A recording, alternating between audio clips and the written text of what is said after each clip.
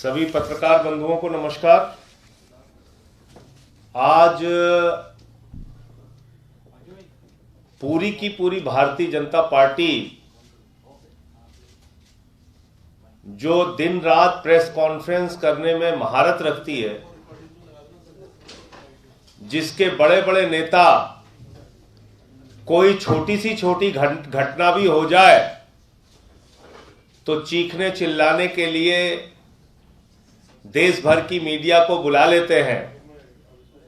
आज इतने बड़े भ्रष्टाचार के मामले में, जिसमें इनके राष्ट्रीय पदाधिकारी से लेके पूर्व प्रदेश अध्यक्ष तक शामिल है, पूरी बीजेपी खामोश है, कुछ नहीं बोल रहे कोई।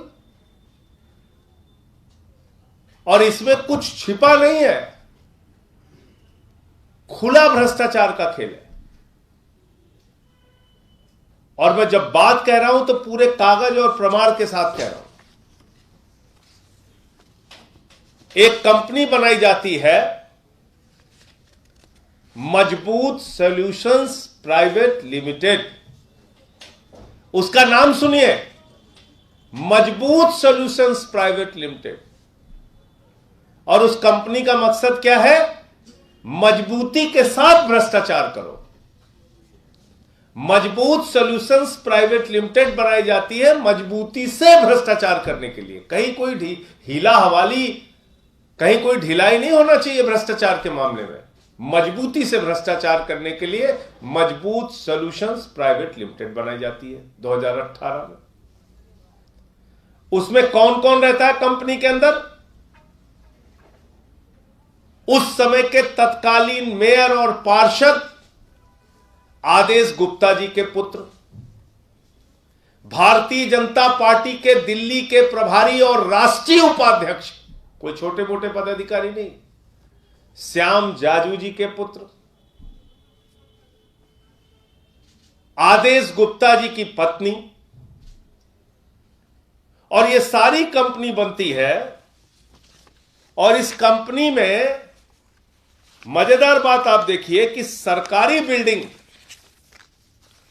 जो कि किसी कंपनी का ऑफिस नहीं बन सकता है, अगर सरकारी बिल्डिंग किसी को अलॉट हुई है तो वहां रह सकता है वो।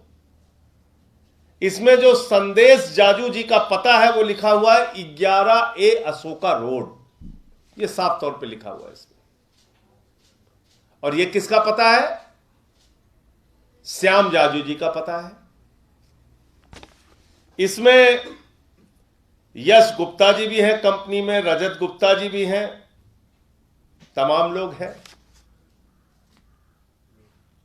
अब मेरा सवाल यह है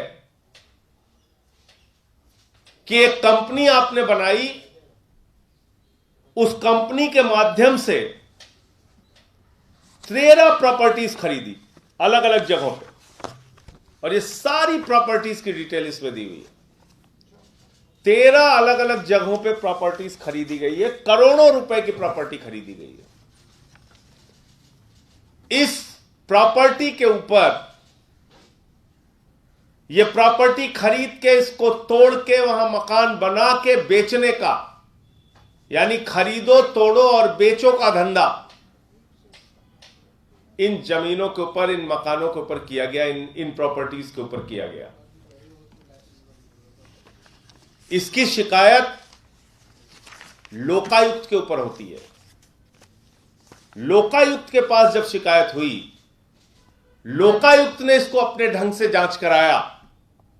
और जांच कराने के बाद लोकायुक्त एक बार नहीं 3 बार आदेश गुप्ता जी को बुला चुका है, लेकिन आदेश गुप्ता जी उसके सामने हाजिर नहीं हुए, जाकर अपनी कोई सफाई नहीं दी। क्योंकि जब ताल में काला नहीं, पूरी की पूरी दाल काली है, करोड़ों का भ्रष्टाचार हुआ है, तो जाएंगे क्यों और बोलेंगे क्या?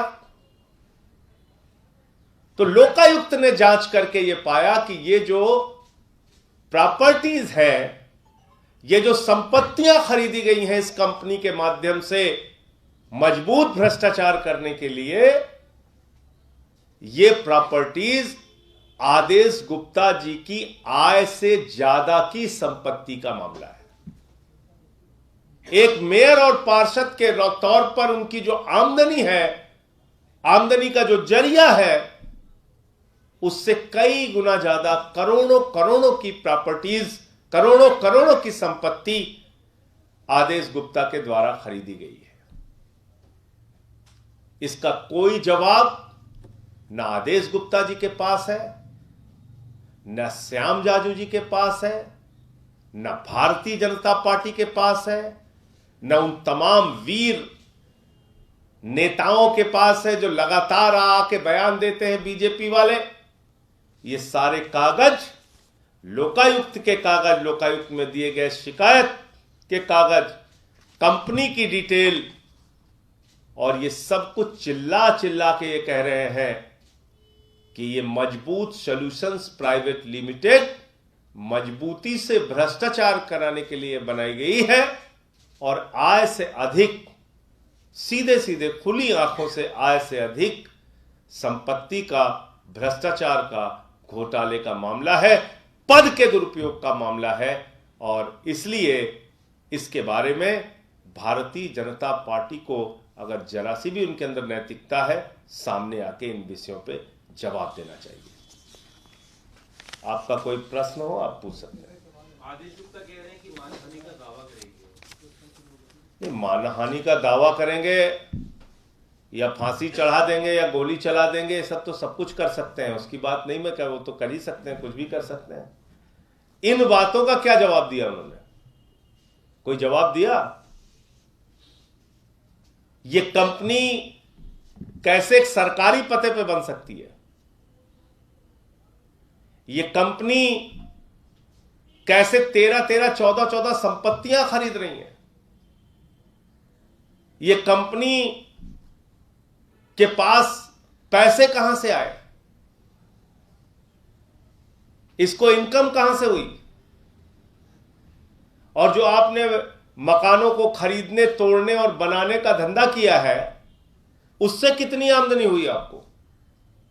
इन सब बातों का जवाब दीजिए। बाकी आप मानहानि का केस करना चाहते हैं या जो कुछ भी करना चाहते हो तो करिए, उसके लिए कोई आपको मनाही थोड़ी, आपको जो करना है करेंगे आप। लेकिन इन बातों का जवाब क्यों नहीं दिया उन्होंने? लोकायुक्त से 3-3 बार उनको बुलाया गया, वो गए क्यों नहीं? ये बड़ा सवाल है। उनको बुला बस एक मिनट और, एक ज्वाइनिंग और।